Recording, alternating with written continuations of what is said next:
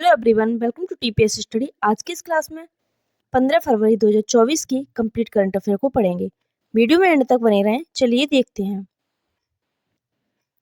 पहला प्रश्न है, गुप्त स्वर वन किस राज्य में है जिसे जैव विविधता विरासत स्थल घोषित किया गया है?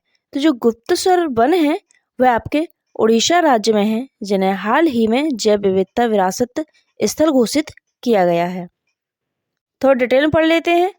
गुप्त स्वर वन 350 हेक्टेयर के क्षेत्र में फैला है। गुप्त स्वर वन है वह 350 हेक्टेयर के क्षेत्र में फैला हुआ है। यह क्षेत्र 608 जीव प्रजातियों का घर है। अगला प्रश्न है, केपीपी नाम्बियार पुरस्कार किसे प्रदान किया गया है? तो केपीपी नाम्बियार पुरस्कार हाल ही में एस सोमनाथ को प्रदान किया गया है। थोड़ा डिटेल में पढ़ लेते हैं। यह एक वार्षिक पुरस्कार है। इसे केरल में व्यक्तियों को सम्मानित करने के लिए स्थापित किया गया है। यह कहाँ का पुरस्कार है? तो यह केरल का पुरस्कार है। एस स्वामीनाथन को मानवता के लिए प्रौद्योगिकी को आगे बढ़ाने के लिए यह एक सम्मान दिया गया है। किसे दिया गया है? एम सोमनाथ को दिया गया है, मानवता के लिए प्रौद्योगिकी को आगे बढ़ाने के लिए। अगला प्रश्न है, हाल ही में किस राज्य ने सेमीकंडक्टर नीति को लागू किया है? तो हाल ही में उत्तर प्रदेश राज्य ने सेमीकंडक्टर नीति को लागू किया है। तो डिटेल में पढ़ लेते हैं, जानते हैं सेमीकंडक्टर क्या है। सेमीकंडक्टर उन पदार्थों को कहते हैं जिनकी विद्युत चालकता चालकों जैसे कि तावा से कम किंतु अचालकों जैसे कांच से अधिक होती है, उन्हें हम सेमीकंडक्टर कहते हैं। अगला प्रश्न है, पेटीएम ई कॉमर्स का नाम बदलकर क्या कर दिया गया है? तो पेटीएम ई कॉमर्स का नाम बदलकर कर दिया गया है पाई प्लेटफॉर्म। थोड़ा डिटेल में पढ़ लेते हैं। पेटीएम ई कॉमर्स ने विशला का अधिग्रहण कर लिया है। Elevation capital Paytm e commerce में सबसे बड़ा शेयरधारक है। अगला प्रश्न है, भारत के पहले सीडीएस जनरल विपिन रावत की प्रतिमा का अनावरण कहाँ किया गया है? तो भारत में पहले सीडीएस जनरल विपिन रावत की प्रतिमा का हाल ही में देहरादून में अनावरण किया गया है। तो डिटेल में पढ़ लेते हैं। भारत के रक्षा मंत्री श्री राजनाथ सिंह ने भारत के पहले सीडीएस विपिन रावत की प्रतिमा का अनावरण किया है। यह प्रतिमा उत्तराखंड के देहरादून में टॉन्स ब्रिज स्कूल में स्थित है। अगला प्रश्न है, नोवा गवर्नमेंट पुरस्कार किस देश को प्रदान किया गया है? तो नोवा गवर्नमेंट पुरस्कार भारत को प्रदान किया गया है। तो डिटेल में पढ़ लेते हैं।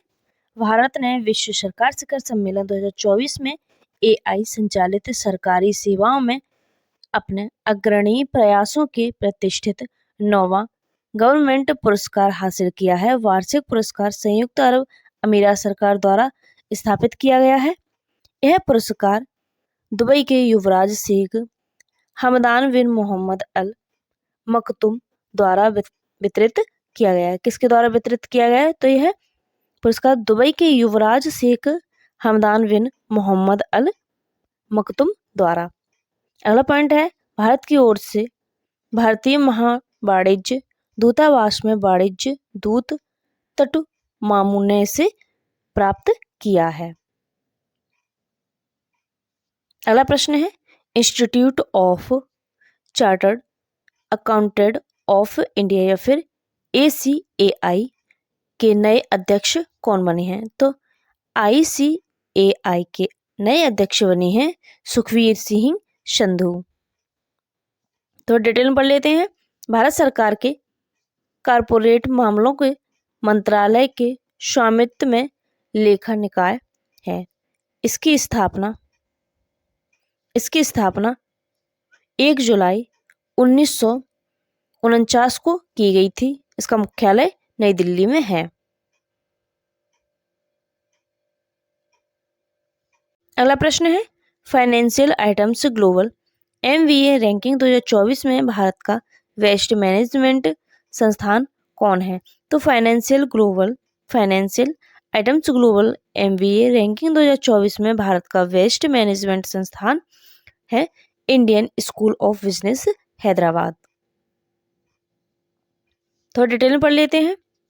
फाइनेंशियल आइटम्स ने ग्लोबल MBA रैंकिंग 2024 जारी की है। रैंकिंग में दुनिया भर के कुल 100 बिजनेस स्कूलों को शामिल किया गया है। अगला प्रश्न है, विश्व रेडियो दिवस कब मनाया जाता? तो विश्व रेडियो दिवस मनाया जाता हर वर्ष 13 फरवरी को। थोड़ा डिटेल में पढ़ लेते हैं।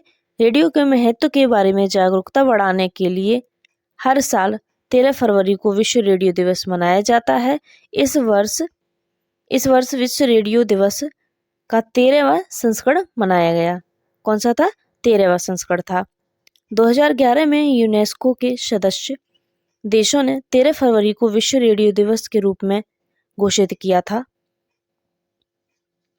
साल 2024 में रेडियो दिवस की थीम, तो रेडियो दिवस की थीम रही है रेडियो सूचना देना, मनोरंजन करने और शिक्षित करने वाली एक सदी। अगला प्रश्न है, प्रधानमंत्री सूर्य घर मुक्त बिजली योजना के अंतर्गत कितनी बिजली मुफ्त उपलब्ध कराई जाएगी? तो प्रधानमंत्री सूर्य घर मुक्त बिजली योजना के अंतर्गत 300 यूनिट बिजली मुफ्त उपलब्ध कराई जाएगी। थोड़ा डिटेल में पढ़ लेते हैं। इसका उद्देश्य क्या है? उद्देश्य 1 करोड़ घरों को प्रति माह 300 यूनिट मुफ्त बिजली उपलब्ध कराकर रोशन करना है। इस योजना में 75,000 करोड़ रुपए से अधिक का निवेश किया जाएगा।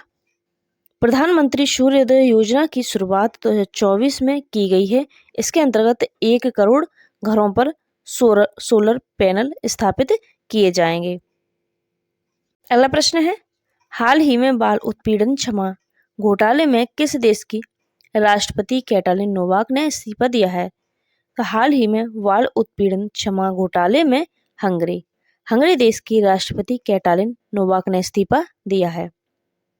अगला प्रश्न है, हाल ही में चेन्नई ओपन ATP चैलेंज का एकल वर्ग का खिताब किसने जीता है? तो हाल ही में चेन्नई ओपन ATP चैलेंज का एकल वर्ग का खिताब जीता है सुमित नागल ने।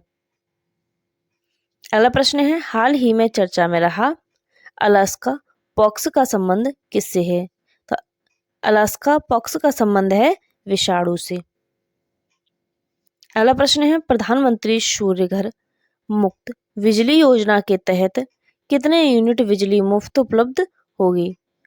तो प्रधानमंत्री सूर्य घर मुक्त बिजली योजना के तहत 300 यूनिट बिजली मुफ्त उपलब्ध होगी। अगला प्रश्न है, हाल ही में एहलाल मोदी कार्यक्रम का आयोजन कहाँ हुआ?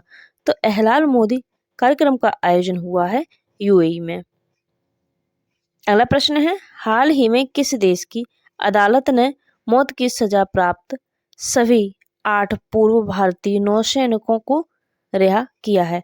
तो यह कतर देश की अदालत ने मौत की सजा प्राप्त सभी 8 पूर्व भारतीय नौसैनिकों को रिहा किया है।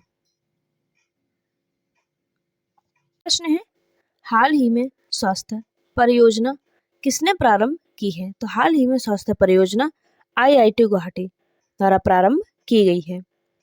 अगला प्रश्न है, हाल ही में STEM में महिलाओं के प्रतिनिधित्व को बढ़ाने के लिए कौन सा पोर्टल लॉन्च किया गया है? तो हाल ही में STEM में महिलाओं के प्रतिनिधित्व को बढ़ाने के लिए स्वाति पोर्टल लॉन्च किया गया है। वीडियो अच्छी लगी तो लाइक करें, चैनल को सब्सक्राइब करें। Thank you for watching.